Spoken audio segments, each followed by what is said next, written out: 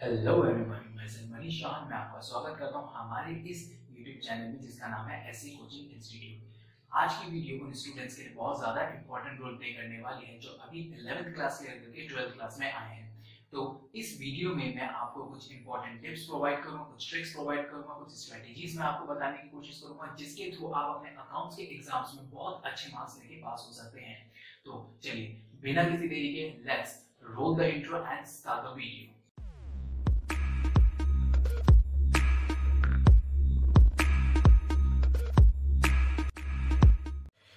जैसा आप लोगों ने हमारी वीडियो का टाइटल पढ़ लिया होगा कि how to score 90 plus in accounts, तो मैं आपको कुछ आज टिप्स प्रोवाइड करूंगा इस वीडियो में, कुछ ट्रिक्स प्रोवाइड करूंगा जिसका आप अगर प्रॉपर्ली फॉलो करते हैं तो आप अपने अकाउंट्स के एग्जाम्स में बहुत अच्छे मार्क्स लाके पास हो सकते हैं। इनफैक्ट मैं कह रहा हूं आपको कि आप अपने एग्जाम अकाउंट्स के एग्जाम में 90 प्लस तक आराम से स्कोर कर सकते हैं। तो चलिए, हमारा सबसे पहला पॉइंट जो मैं कहता हूं वो है हमारा से नो टू रटिफिकेशन। सर आप अकाउंट्स को रटना बंद कर दीजिए। सबसे पहला मेरा पॉइंट यही है, जब भी आप अकाउंट्स पढ़ने बैठे सबसे पहले अपने माइंड में एक चीज क्लियर रखें कि सर मुझे कोई भी कॉन्सेप्ट को रटना नहीं है, मुझे कोई से भी टॉपिक को रटना नहीं है, मुझे हर एक टॉपिक के पीछे का रीजन जानने की कोशिश करनी है, मुझे कॉन्सेप्ट पकड़ने की कोशिश करनी है। रटने से कोई फायदा नहीं होगा सर। आज आप रटेंगे, कल आप नया टॉपिक पढ़ेंगे तो पुराना वाला टॉपिक भूल जाएंगे। और मैं तो ये कह रहा हूँ, अगर सपोज आप रट भी लेते हैं प्रॉपरली, उसके बाद अगर आप अपना एग्जाम देने जाते हैं, और बहुत बार आजकल ऐसा हो जाता है कि सर पेपर कॉन्सेप्चुअल आ रहे हैं आपके, तो आपका वहां रटना बिल्कुल बेकार हो जाएगा सर। 90 प्लस की तो बहुत दूर की बात है सर, पास होने के आपको प्रॉब्लम में आ जाओगे, आप पास होने में दिक्कत हो जाएगी। तो रटना तो बिल्कुल बंद कर दीजिए। रटने से कोई बेनिफिट आपको नहीं बनेगा। तो इसलिए मेरा पहला पॉइंट यह है सर, से नो टू रट्टाफिकेशन। चलिए, अब हम अपने सेकंड पॉइंट पे आते हैं जिसका हमने नाम क्या रखा हुआ है आपका conceptual clarity with practical approach. तो सर ये बहुत ज्यादा इंपॉर्टेंट पॉइंट है हमारा। अगर आपने इस पॉइंट पे बहुत ज्यादा अच्छे से फोकस कर लिया तो सर आपके अकाउंट्स में बहुत अच्छे मार्क्स सर आएंगे आएंगे, डेफिनेटली आएंगे। और तो सिर्फ सर अकाउंट्स के मार्क्स की ही बात नहीं है सर, ये आपको फ्यूचर में भी बहुत ज्यादा हेल्प आउट करेगा। मैंने अपने एग्जाम्स जो हैं अभी तक, मैंने 12th का एग्जाम, अपना ग्रेजुएशन का एग्जाम, अपना पोस्ट ग्रेजुएशन का एग्जाम, अपने चार्टर्ड अकाउंटेंसी के एग्जाम, अपने कॉस्ट अकाउंटेंसी के एग्जाम्स, मैंने जितने भी एग्जाम्स दिए हैं मैंने मेन अपना फोकस इस ही पॉइंट पे रखा है। सबसे ज्यादा मैंने अपना इसी पॉइंट पे फोकस रखा है और इसी पॉइंट की वजह से मैं आज तक अपने एग्जाम्स में बहुत अच्छे मार्क्स स्कोर करके आ पाया हूं।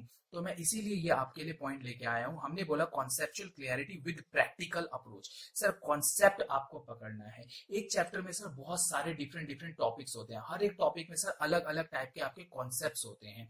तो सर हमें हर एक कॉन्सेप्ट को सर अच्छे से समझना है और उसी कॉन्सेप्ट को मुझे प्रैक्टिकली अप्रोच देना है, मतलब मुझे उसका प्रैक्टिकल एक एप्लीकेशन समझने की कोशिश करनी है। जैसे मैं आपको एक एग्जांपल दूंगा जिसमें मैं आपको बताऊंगा कि आप कॉन्सेप्ट कैसे अपना क्लियरिटी के साथ लेके आएंगे। अकाउंट्स में फिर बोल रहा हूँ बहुत आसान सब्जेक्ट है सर, आप सबको अकाउंट्स आता है, बस हमारा पढ़ने का अप्रोच थोड़ा अटपटा हो जाता है जिस वजह से हम लोग सर मार्क्स अच्छे स्कोर नहीं कर पाते। इसीलिए मैं आपको एक एग्जाम्पल देने की कोशिश करूंगा जिसमें आप समझिएगा कि कॉन्सेप्ट सर हम लोग कैसे बना रहे हैं, हमारा कॉन्सेप्ट है क्या सर। उसके अलावा सर मैं उसको प्रैक्टिकल अप्रोच में टर्न करने की कोशिश करूंगा। चलिए, तो मैं आपको इस कॉन्सेप्ट के थ्रू बताऊंगा कि आपको किस तरीके से इस टाइप के कॉन्सेप्ट को या फिर किसी और टॉपिक को आपको किस तरीके से प्रैक्टिकल अप्रोच में लेके जाना है। जैसे कि ये टॉपिक देखा होगा आपने, वर्कमेंस कंपनसेशन फंड या फिर रिजर्व। सर ये आपका टॉपिक जो है आपको एडमिशन ऑफ अ पार्टनर में मिलेगा, आपको रिटायरमेंट में मिलेगा, आपको डेथ में मिलेगा, आपको उसके साथ साथ dissolution of a partnership form में भी मिलेगा। मैं आपको एक इसका छोटा सा एक एग्जांपल के पॉइंट ऑफ व्यू से मैं समझाने की कोशिश करूंगा कि किस तरीके से आपको अपनी पढ़ाई का अप्रोच, अकाउंट्स के टॉपिक्स का अप्रोच किस तरीके से आपको बनाना है। तो इस टाइप का जब भी आपको टॉपिक देखते हो सबसे पहले आपको अपने आप से सवाल पूछना चाहिए, अपने टीचर से पूछना चाहिए कि सर वर्कमेंस कंपनसेशन फंड या रिजर्व ये होता क्या है। देखो, रिजर्व एक बहुत सिंपल से अगर पॉइंट ऑफ व्यू से मैं आपको बताऊं, हम अपने फैमिली में, हम लोग अपने घर में भी करते हैं, फ्यूचर की अनसर्टेनिटी को रिड्यूस करने के लिए हम क्या करते हैं, कुछ अपनी इनकम में से कुछ पैसा हम लोग अलग सेव करते रहते हैं ताकि फ्यूचर में अगर कोई अनसर्टेनिटी आए तो हम उसको कॉप अप कर सके। ऐसे ही बिजनेसमैन भी करता है। बिजनेसमैन क्या करता है, अपने प्रॉफिट में से कुछ हिस्सा निकालता है अपनी फ्यूचर की अनसर्टेनिटी के लिए, बिजनेस की अनसर्टेनिटी के लिए वो क्या करता है, कुछ पैसा निकालता है और अलग से सेव करता है। उसी में से एक टाइप का जो फंड होता है, ये रिजर्व होता है, जिसे हमने नाम दिया वर्कमैन्स कंपेंसेशन फंड या फिर रिजर्व।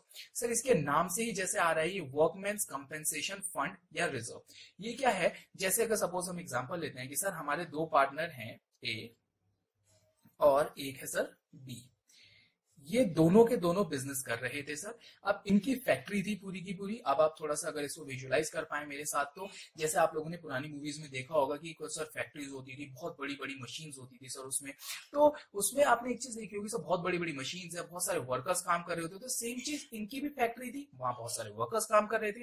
अब सर वर्कर जब काम कर रहे हैं तो कुछ अनसर्टिनिटी हो सकती है उस प्रेमाइसेस में, उस फैक्ट्री में अगर कुछ प्रॉब्लम जनरेट हो गई वर्कर के साथ, तो सर उसकी जिम्मेदारी किसकी होगी? हमने कहा सर ये दोनों के दोनों पार्टनर्स की जिम्मेदारी होगी, क्योंकि वर्कर कौन है, उनके हैं। अगर उनकी चोट लगती है, कोई भी ऐसी प्रॉब्लम आती है, तो उसके लिए कौन जिम्मेदार होगा? सर ये दोनों होंगे, क्योंकि वो बिजनेस आर में उनके हो रही है। पहली चीज। दूसरी बात ये आता है, तो अब बिजनेसमैन या फिर ये जो पार्टनर्स हैं, इनके लिए प्रॉब्लम जनरेट हो जाती है। अगर किसी के अचानक किसी वर्कर के साथ प्रॉब्लम हो गई, तो ये लोग उनको पैसा कहां से देंगे? इसीलिए ये लोग क्या करते हैं, अपने प्रॉफिट में से कुछ हिस्सा एक फंड में डालते रहते हैं, जिस फंड को उन्होंने नाम दिया सब वर्कमैन्स कंपेंसेशन फंड। अब अगर सर किसी वर्कर की चोट लग गई या कोई प्रॉब्लम आ गई वर्कर के साथ, तो सर वो इस फंड में से, मैं वही कह रहा हूं ना, इन लोगों ने क्या करा, अपने प्रॉफिट में से कुछ हिस्सा निकाला और सर एक फंड में डालना शुरू कर दिया, ठीक है, जिसे हमने नाम दिया वर्कमैन्स कंपेंसेशन फंड।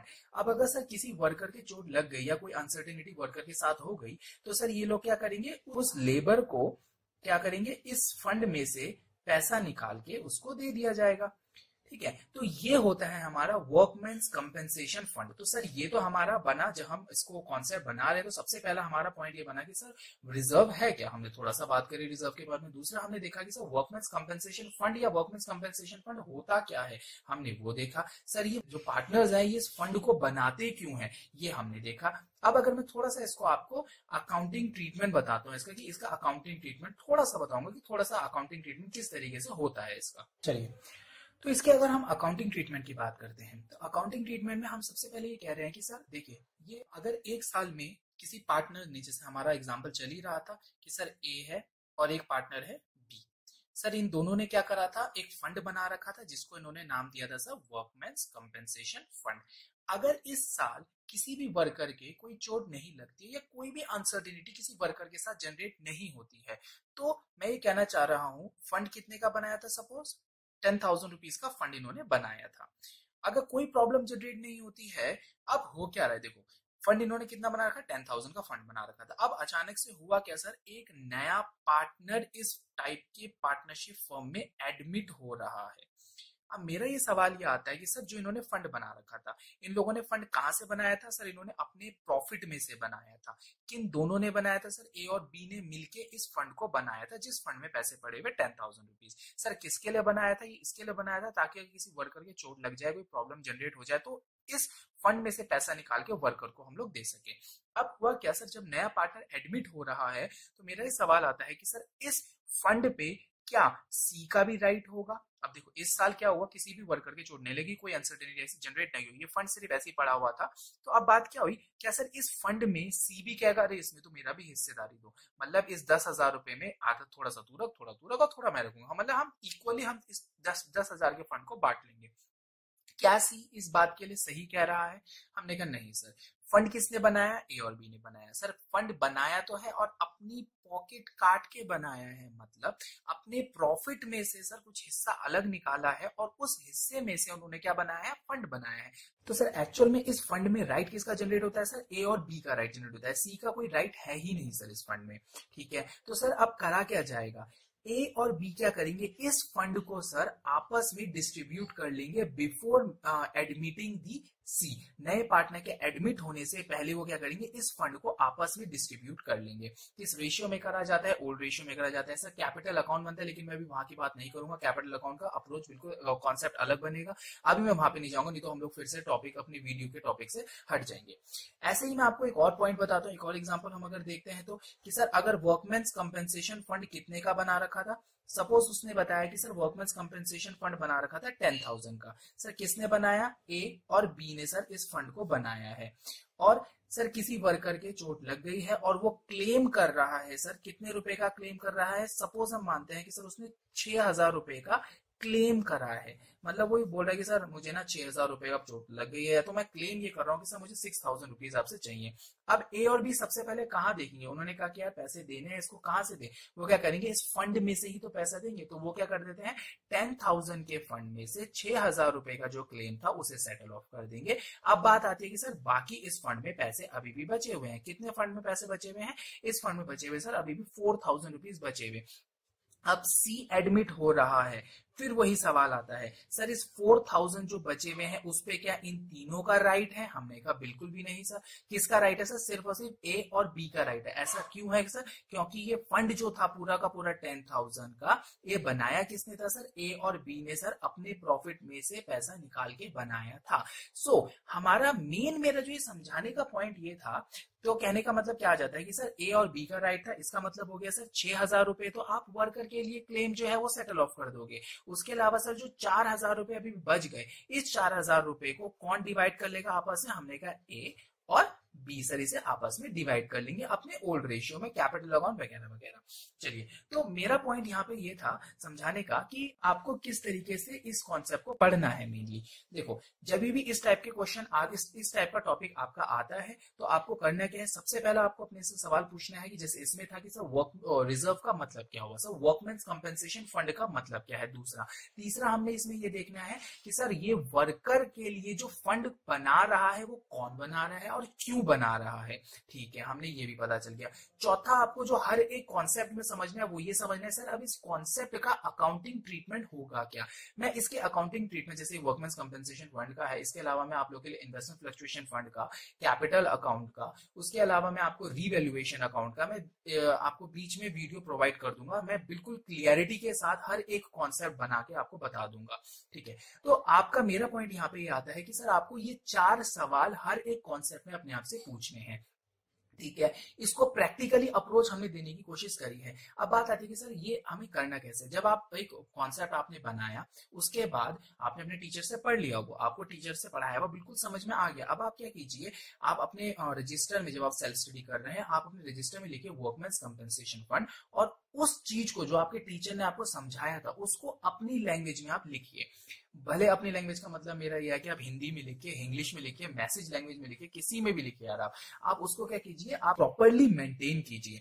और जब आप दोबारा से अपना जब आप सेल्फ स्टडी कर रहे हैं तो सर उसको लिखने के बाद ना थोड़ा सा अजीब लगेगा, पर लेकिन आप ना उसको थोड़ा बोल बोल के समझिए कि सर एक्चुअल में मैंने जो लिखा हुआ, जैसे मैं इसमें आपको बताया कि सर रिजर्व का मतलब क्या होता है, जैसे हमारे घर वाले भी कहते हैं, इस तरीके से आप कुछ चीजों को बोल बोल के लिखे सर। इससे फायदा क्या होगा, इससे आपका कॉन्सेप्ट बहुत ज्यादा स्ट्रांग हो जाएगा सर। और ये आपका कॉन्सेप्ट जब स्ट्रांग हो जाएगा तो ये आपको क्वेश्चनिंग में, जब आप क्वेश्चन सॉल्व करोगे तो आपको बहुत ज्यादा हेल्प आउट करेगा। और इस चीज को आप कोशिश ये कीजिएगा कि थोड़ा सा विजुअलाइज करके करने की कोशिश कीजिए, ताकि आपका कॉन्सेप्ट और ज्यादा बहुत ज्यादा स्ट्रांग जनरेट हो जाएगा।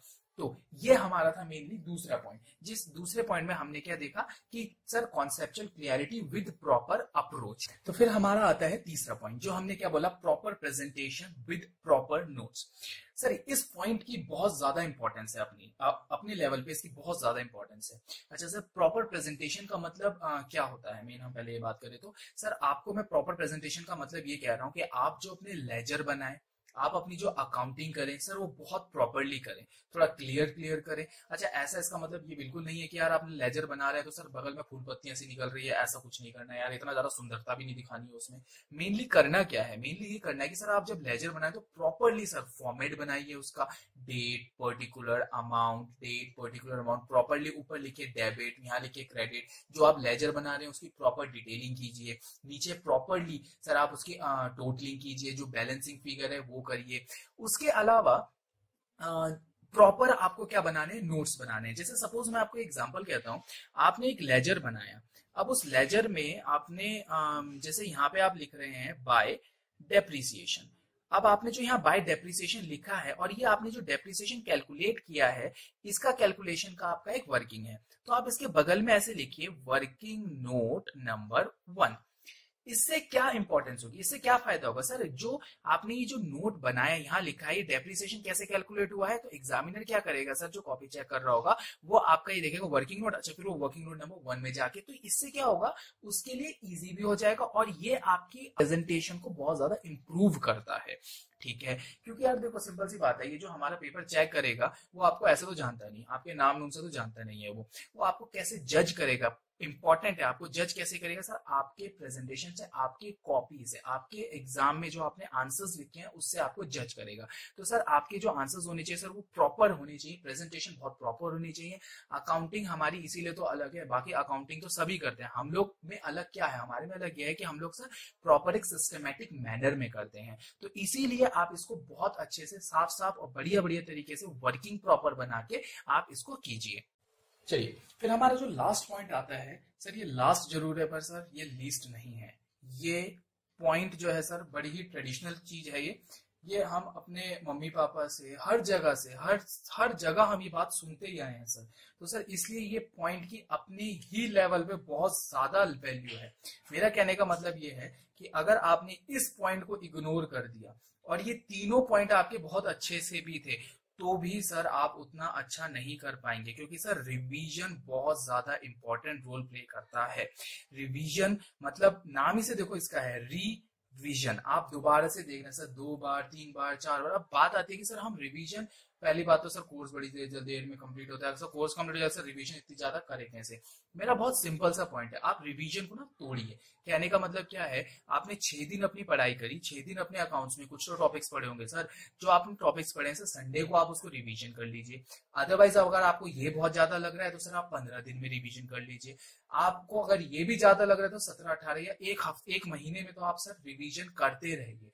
जो आप बीच पीछे का पढ़ चुके हैं सर उसको बीच बीच में आप रिवीजन करते रहिए। रिवीजन करना कैसे है सर, रिवीजन करने का सिंपल तरीका सर यही है, सपोज आपने अभी तक रीवैल्यूएशन अकाउंट पढ़ लिया था, अब आप क्या कीजिए, रीवैल्यूएशन अकाउंट और कैपिटल अकाउंट आपने पढ़ लिया था, आपके टीचर ने आपको समझा दिया था, आपको समझ में भी आ गया था, आपने क्वेश्चंस भी प्रैक्टिस कर लिए थे, अब आपको उसका रिवीजन करना है। तो रिवीजन कैसे करा जाएगा, आपने जो अभी तक क्वेश्चन करे हैं सर उसमें से आप पॉइंट आउट कीजिए। पहले तो आपको ये देखना पड़ेगा कि सबसे पहले रिवीजन में आपको देखना है कि सर रीवैल्यूएशन को मैंने बनाया कैसे था, मेरे टीचर ने समझाया कैसे था। पहले तो आप उसका कॉन्सेप्ट ही अपने आप दोबारा से रिवाइज कीजिए। उस कॉन्सेप्ट का रिवाइज करने के बाद आप ये देखिए सर कि कौन सी चीज सर डेबिट में जा रही थी, कौन सी चीज क्रेडिट में, जैसे ऐसा क्यों हो रहा था। ये करने के बाद आप क्या कीजिए, कुछ अपने क्वेश्चन जो आपके टीचर ने करा दिए थे वो आप एक बार देखिए, उनको अपने हाथ से सर सॉल्व कीजिए। अच्छा रिवीजन में बहुत बार ऐसा होता है, बहुत लोग ऐसा करते हैं कि सर अच्छा ये भी हो गया, ये भी हो गया, ये भी हो गया, और एग्जाम्स में होता है सर ये क्या हो गया, तो ऐसा नहीं हो पाएगा सर। आपको करना क्या है, आपको हर एक क्वेश्चन को, जो आपके इंपॉर्टेंट क्वेश्चन आपको लग रहे हैं उनको आपको क्या करना है सर, एक बार पेन से खुद सॉल्व करके देखना है। और अच्छा जब आप एग्जाम्स के लिए प्रिपेयर कर रहे हैं तो आपको क्या करना है, अपने क्वेश्चंस में आप ना अपने टिक कीजिए कि सर ये वाला इतना इंपॉर्टेंट है, ये वाला इतना इंपॉर्टेंट है। सबसे पहली बात ये जो आपके एग्जाम्स में आ चुके हैं वो तो आपको कम से कम 2, 3, 4 बार कम से कम सॉल्व करते रहिए बीच बीच में सर। इससे क्या होगा, इससे हमारा रिवीजन सर बहुत ज्यादा स्ट्रांग हो जाएगा। एक बात ध्यान रखिएगा यार कि मार्क्स सर सिर्फ और सिर्फ पढ़ने से नहीं आते हैं सर, जितना ज्यादा और जितना अच्छा रिवीजन होगा उतने ज्यादा और उतने अच्छे मार्क्स आने की आपकी पॉसिबिलिटी बन जाती है सर। रिवीजन जितनी बार होगा आपका कॉन्फिडेंस लेवल ही अलग होगा, तो इसलिए मैं ये कह रहा हूं कि ये सबसे इंपॉर्टेंट पॉइंट है। तो मैं इस वीडियो को इन पॉइंट्स के साथ कंक्लूड करना चाहूंगा कि सर ये मेरे कुछ टिप्स हैं जो मैं खुद अपने लेवल पे खुद प्रैक्टिस करे हैं। मेरे जो स्टूडेंट्स हैं सर, मैं अराउंड 6 साल से पढ़ा रहा हूं, वो स्टूडेंट्स अभी भी इन पॉइंट्स का सर एप्लीकेबिलिटी करते हैं और सर बहुत अच्छे अच्छे मार्क्स आए हैं, ऐसा कुछ भी नहीं है। तो ये सारे के सारे पॉइंट्स आप अपनी प्रिपरेशन के टाइम पे, अकाउंट्स की प्रिपरेशन के टाइम पे आप इसको फॉलो कीजिए। अगर आप इनको अच्छे से फॉलो करेंगे तो मैं श्योरिटी देता हूं सर आपके 90+ मार्क्स आएंगे सर अकाउंट्स में, क्योंकि इतना ज्यादा वास्ट सिलेबस नहीं है सर, इतना ज्यादा प्रॉब्लम क्रिएट नहीं करेगा। थोड़ा सा अगर सोचे तो सर इतना ज्यादा क्रिएशन नहीं आएगी किसी भी प्रकार की। तो इन चारों पॉइंट्स को आप अच्छे से फॉलो कीजिएगा सर, आपके मार्क्स अच्छे आएंगे सर। और अगर आप लोग चाहते हैं कि सर मैं अकाउंट्स जैसे ही मैंने वीडियो बनाई ऐसे ही मैं आप लोगों के लिए इकोनॉमिक्स और बिजनेस की भी वीडियो बनाऊं, तो आप प्लीज कमेंट सेक्शन में नीचे मुझे बताइएगा। और अगर आपकी कुछ क्वेरीज होंगी तो आप कमेंट सेक्शन में उन क्वेरीज को लिखिएगा। मैं जितना कोशिश हो पाएगा सर मैं सारी की सारी क्वेरीज की सर आपको रिप्लाई करूंगा। दूंगा। तो आप इस वीडियो को सर लाइक कीजिए अगर आपको पसंद आई है, आप इसको शेयर कीजिए अपने दोस्तों के साथ, आप सर इसको सब्सक्राइब कीजिए हमारे इस चैनल को। उसके साथ साथ सर आप अगर हमें फेसबुक पे फॉलो करना चाहते हो तो मैं डिस्क्रिप्शन लिंक आपको प्रोवाइड कर दूंगा, मैं चाहूंगा आप उसमें फॉलो कीजिए। मैं उसमें आपको बीच बीच में सर अपडेट प्रोवाइड करता रहता हूँ रिगार्डिंग सर कुछ नोट्स में आपको देता रहता हूँ और मेरी नेक्स्ट वीडियो के रिलेशन में। उसके अलावा सर आप हम इंस्टाग्राम पे फॉलो कीजिएगा सर, मैं सारे के सारे जो लिंक है वो मैं आपको डिस्क्रिप्शन में आपको सारे के सारे प्रोवाइड कर दूंगा, ये सारे के सारे। तो फिलहाल के लिए इतना ही। तो चलिए आज इस वीडियो को हम यहीं पे खत्म करते हैं। नेक्स्ट वीडियो मैं आपके लिए वर्कमैन्स कंपनसेशन फंड और इन्वेस्टमेंट फ्लक्चुएशन फंड या फिर मैं आपके लिए रिवैल्यूएशन या फिर आपका कैपिटल अकाउंट एंड पार्टनरशिप से रिगार्डिंग ही मैं नेक्स्ट आपके लिए वीडियो बनाऊंगा जो आपको काफी ज्यादा बेनिफिट प्रोवाइड करेगी।